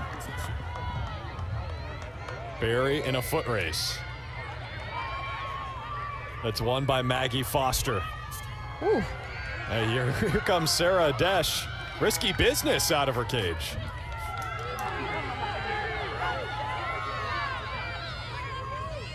Fresh legs paying off for Louisville. That's Sarah Blaylock. Her twin sister Caroline has a couple goals tonight for the Cardinals. Down by 7. That's big for Louisville. They needed that big time. And credit to Adesh in the cage. Like you said, she's coming way out. She's comfortable. I would not be comfortable as a keeper coming out of my cage at all. But she does a good job with that poise. And she gets the ball on the offensive end, gives the defense a little bit of a breather, time to regroup.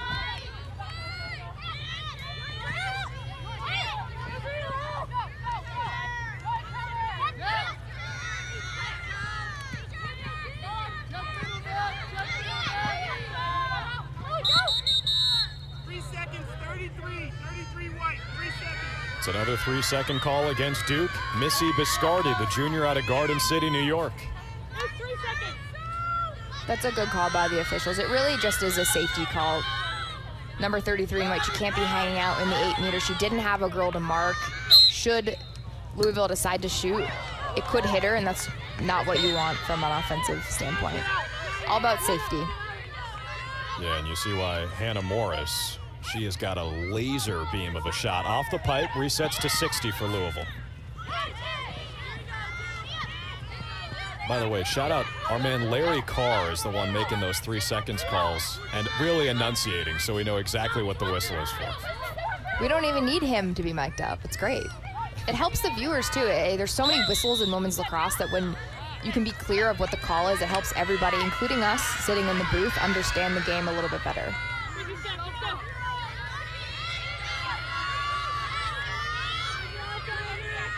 Another 8-meter chance coming up.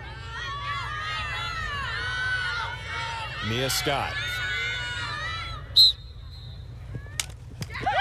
And Scott's got her first goal of the season.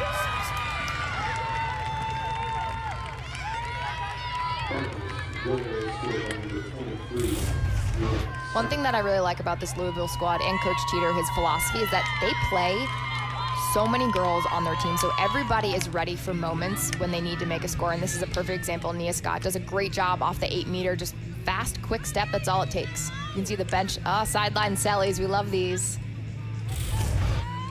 It's pretty good. I like it. Did you and the Who's have any trademark celebrations, Dana? We didn't. We didn't, but now every team has great sideline celebrations. I saw Virginia a few weeks ago. They were rowing the boat when they scored. It was great. Much more creative than we were. Between the celebration and the bucket hat for Scott Teeter, there is a lot of swag happening on the Cardinals sidelines. He said, please mention my fit on the broadcast because you're going to be impressed. And I am. He's got the bucket hat, supporting Pride game. He's got some sweet kicks. Look good, play good.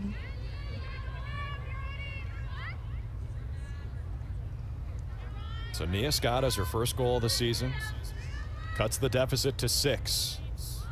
15 Duke goals tonight. And speaking of 15, if you're a fan of March Madness, St. Peter's just beat Kentucky, the 15 seed over the 2 seed.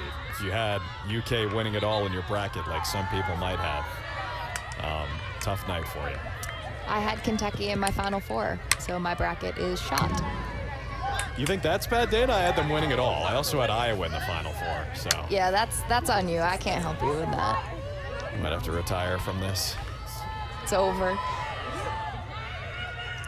Whatever, who cares about that? We got a good game here on ACC Network as Louisville tries to hang around. Lots of contact there.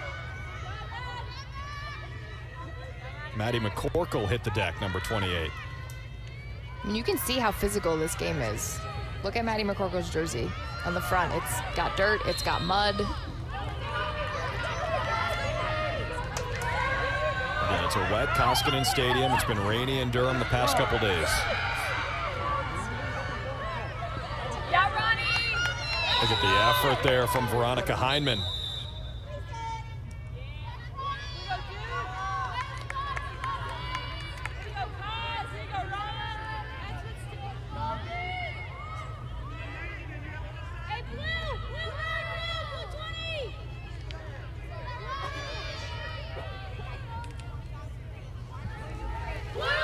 See, the officials are convening. Okay, offsides, that's what the call was. So you can't even have your stick over the line. That's an offsides call. Here we go.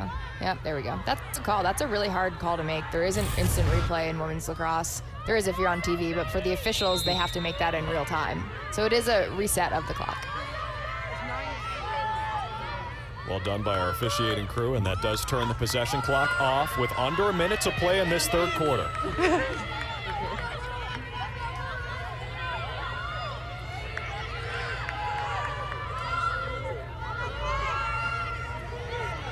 Say you're good.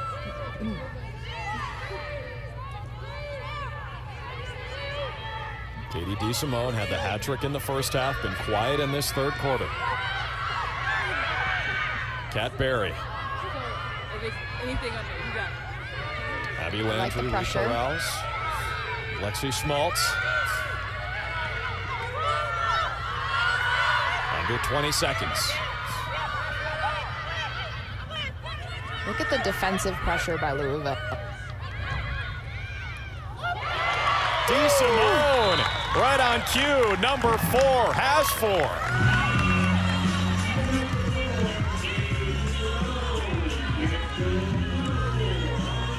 That's a really difficult shot to make. Katie DeSimone, she's on the doorstep of the crease. Good job feeding it inside, and she just takes the pressure. So smooth in her release. Not rattled at all by the 2 Louisville defenders. Good job having that poise.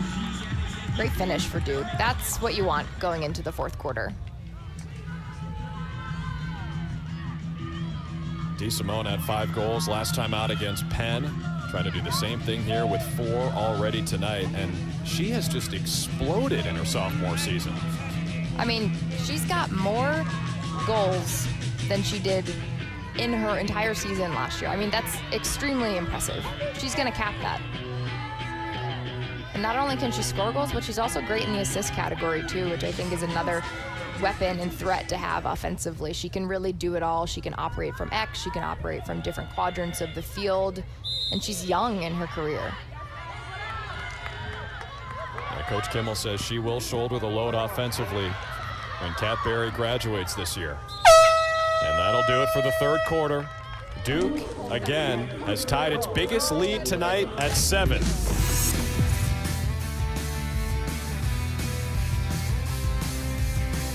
Cardinals trying to hang around.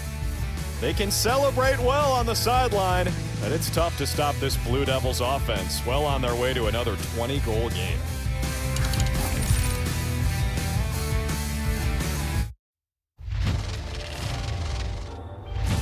And Maryland strikes first.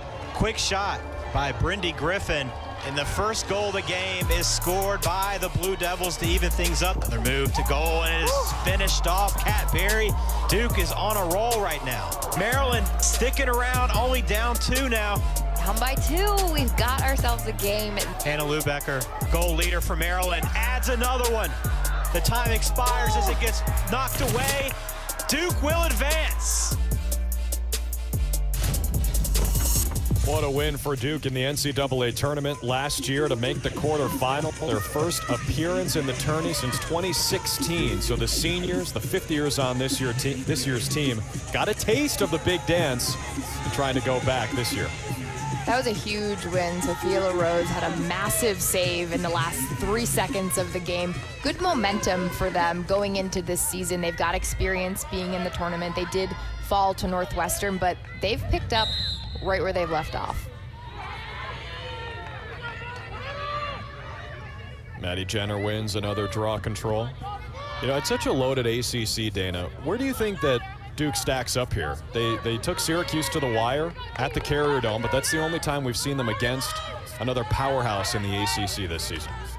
I think why you see them ranked at 8 is because the strength of their schedule. They play not great teams in February. That's not discrediting any of the teams that they play, but they don't play some of those tough ACC matchups. And we were talking to Kirsten Kimmel earlier in the week. They couldn't get the Northwestern game scheduled. They wanted to get the Navy scheduled. There's just some still COVID protocols going into place, but I think they've got a really good shot in the ACC tournament. They're better than they were last year. They've got diversity on their scoring end. They've got a great solid defense, so expect them to make a deep run, not just in the ACC, but I think in the NCAA tournament.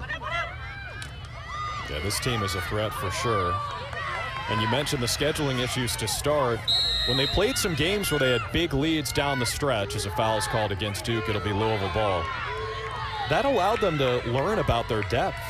Coach Kirsten Kimmel was telling us that this might be one of her deeper teams. They just have a better feel for what the players on that second and third line can do because they had a chance to play early in February. I would agree, and also another point is, can you rebound? You know, they were up 9-2 against Syracuse and they lost that game, and then they come back and they're able to rebound and kind of have that short memory, mistake amnesia, and just turn it on, fix your mistakes, and come on fire, and that's what you're seeing tonight. Yeah, it's an experienced group. That's one of the reasons they were able to weather the storm after that Syracuse loss and hang on to beat Pittsburgh a week ago. Tight quarters for the Cardinals offense. See, Allegra Catalano's got a goal today, her 17th of the season. And that was a great initial kick save by Sophia LaRose. Look at how high she is on the crease. Nicole Peroni trying to get a hat trick, sent it way high. Backed up, though, by the Cardinals. Because that shot didn't hit the crossbar, that red number in the bottom right doesn't reset. That's the shot clock, possession clock. Still plenty of time for Louisville to make an offensive set, offensive play.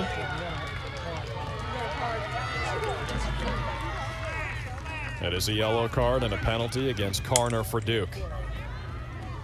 So she'll sit for 2 minutes. It looks like it was a slash. We'll take a look at the replay. Yeah, there we go. So if you are gonna check, it has to be quick. It has to be a quick release, but because it was, you can see her wind up from behind, officials are gonna call that. It's gotta be away from the body. Again, a point of emphasis this season. It's all about safety. So she'll sit for 2 minutes. Louisville's a woman up. It is releasable.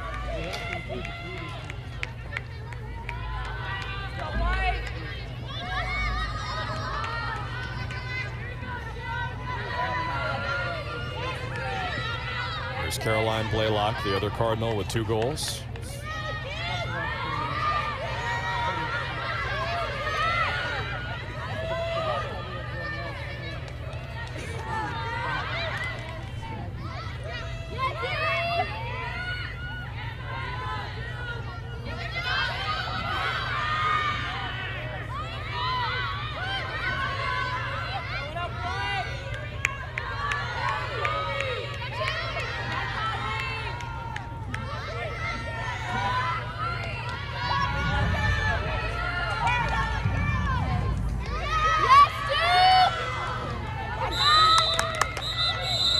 trying to find Hannah Morris, number 4, on the doorstep. Rolls long and a whistle. It's another yellow card against the Blue Devils. This time they get Cubby Biscardi.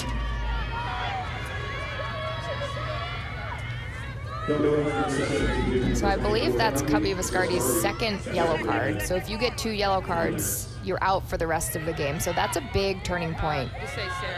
Could be momentum for Louisville.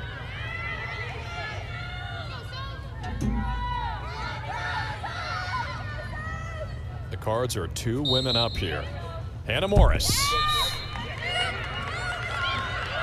Morris has been pretty quiet. That time couldn't hang on to it right in front of the net, and it's a turnover with 2 women up. Duke's going to try to kill it. That hurts if you're Louisville. That is a mistake that I know Coach Cheater and the squad will want to take back. They were given this opportunity, and you've got to make the most of it. You're 2 up on offense. Move the ball, take the best shot. Wasn't the worst look, but you've got to execute. I know that's a point of emphasis for Coach Cheater throughout the entire season. So Duke with possession, trying to kill off the yellow cards, leading by 7.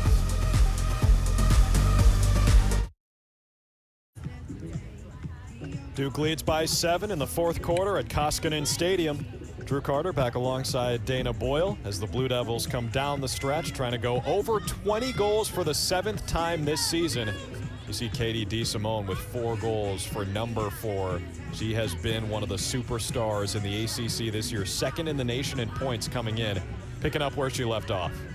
She's an absolute rock star, but what impresses me the most is Duke has 8 different goal scorers, 5 players with 2 or more goals. That is hard to compete with if you are Louisville or any team in the country, to be honest. They're operating, firing on all cylinders, connecting on offense. Now they do have 2 cards, 2 yellow cards, so they're playing 2 women down. They do have possession, so it'll be an interesting strategy to see. They should move the ball and try and run out the penalties, 30 seconds left, but it's really difficult to possess when Louisville has 2 extra players on defense. It might be sacrilegious to say about Duke, but they want to run the 4 corners offense here. They do, and this is something you practice.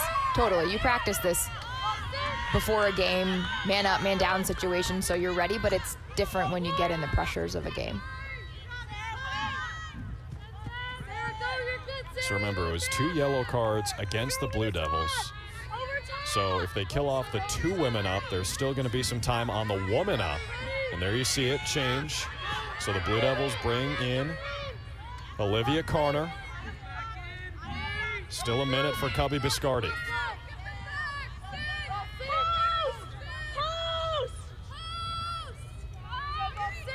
So Cubby Biscardi, once the penalty is served or there's a score, she won't be re-entering because she does have 2 yellow cards. That is a rule in women's lacrosse, so someone else is going to get some time here on the offensive end. Abby Landry had it knocked out of her stick. And with 31 seconds left on the woman up, Louisville takes back over.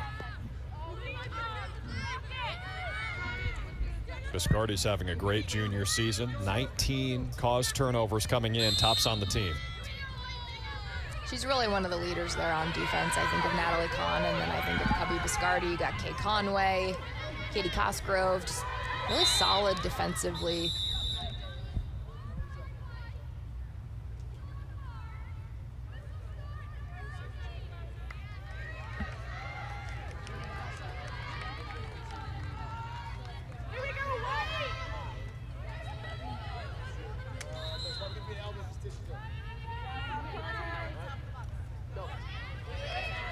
So the woman up is over. Blue Devils back to even strength.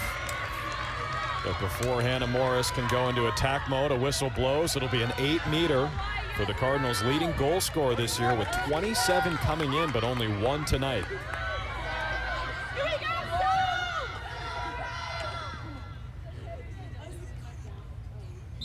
One v 1 with the keeper, Sophia LaRose, and Morris wins it.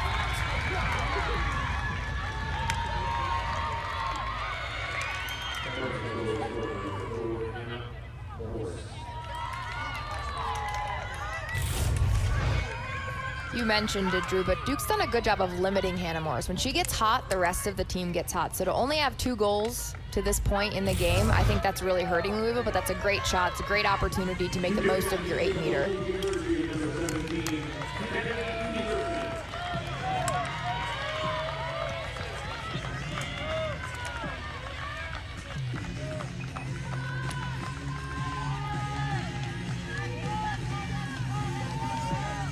Everson Kennedy steps into the crease for Duke.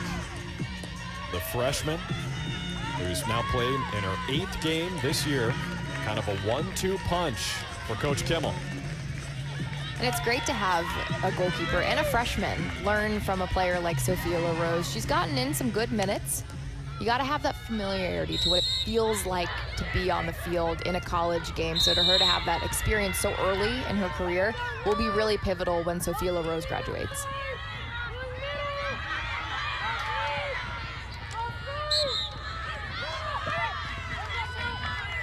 The wheels from Olivia Corner. She's got a couple goals tonight.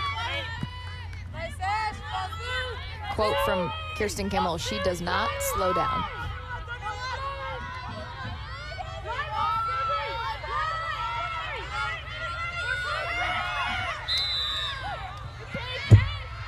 That was Abby Landry, another player Coach Kimmel speaks really highly of, number 15, making things happen for the Blue Devils. Graduate student. When I watch Abby Landry, she may not be in the stat book as much, but her instincts on the field, watch how she moves, watch her vision. Really good player. This is a good opportunity for her. It's a good hash.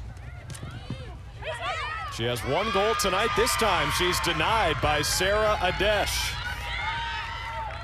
Keeps Duke scoreless in this 4th quarter.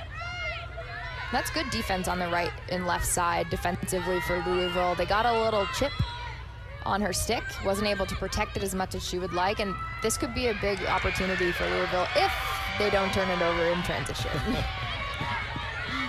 Spoke too soon. Duke moves so fast. You can't even finish the thought before they take it right back.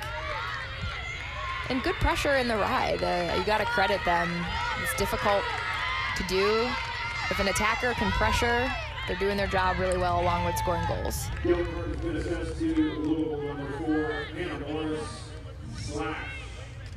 So it's a yellow card against Morris for a slash. And Duke will go to the woman up. You and I were talking about this before the game started. I was saying the amount of yellow cards that we're seeing in women's lacrosse this season. It is a point of emphasis. The officials are not afraid to pull out that yellow card.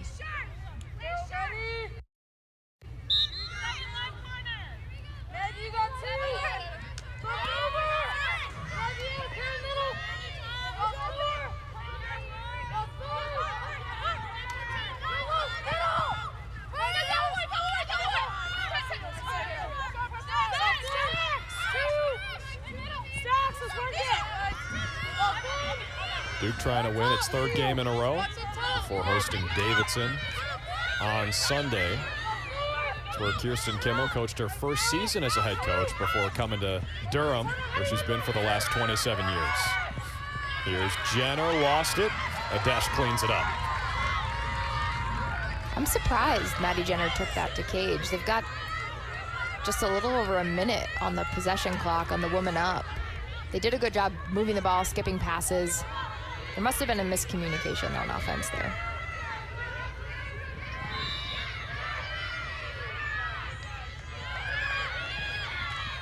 There's a dash, lost it. Danger time for the Cardinals. DeSimone ahead of the pack. Attacks, Adesh recovers and makes the stop. Sarah Adesh, what a performance. That was incredible. She was essentially almost at the 50-yard line. And then she books it back and then makes the save. That's got to feel good if you're Louisville. That was awesome. They got to get someone to run some water out to her in the cage. That was a marathon. Being a goalie is so difficult. We don't give them enough credit, but you are the lone soldier back there. You are the last line of defense. And she's He's not going to get a break for very long. Here comes Duke again. Kat Berry. Anna Callahan as the woman expires for the Blue Devils. And we approach 6 minutes to play at Koskinen.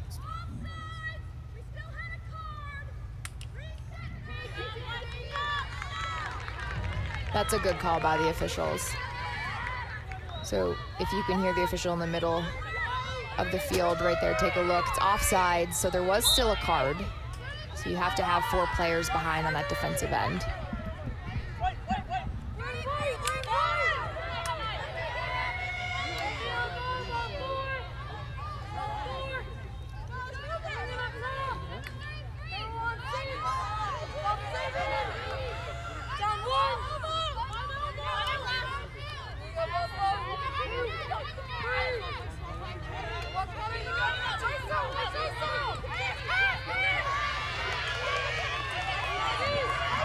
Lexi Schmaltz has stood up.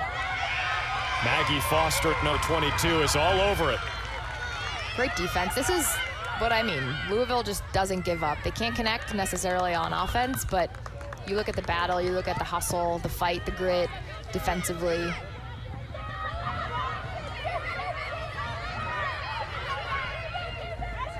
Loose ball scooped up by the Blue Devils. And Kay Conway, number 29. Turnovers. It's killing me. It's difficult. They do so much good work on their defensive end, and then uncharacteristic mistakes, and then it's a turnover, and it's Duke's ball. It's really hard to fight an uphill battle against a team like Duke, who's putting so many goals in the cage. So let's see what the call is here. Scott Teeter was hot and bothered. Almost popped his bucket hat off. He had steam coming out of his ears, it looked like. It seems like he's not an easy guy to rile up, too, so he was He's pretty pretty upset. even-keeled. Yeah. Not in that moment. Teeter's a nice Canadian guy. It's always fun talking with him. He's telling us about how they spent the week in North Carolina. Went over to Frankie's Fun Park. They had some go-karts, some arcade action. That one I'm not sure if Teeter stayed home for. He definitely didn't go see the Batman, a 3-hour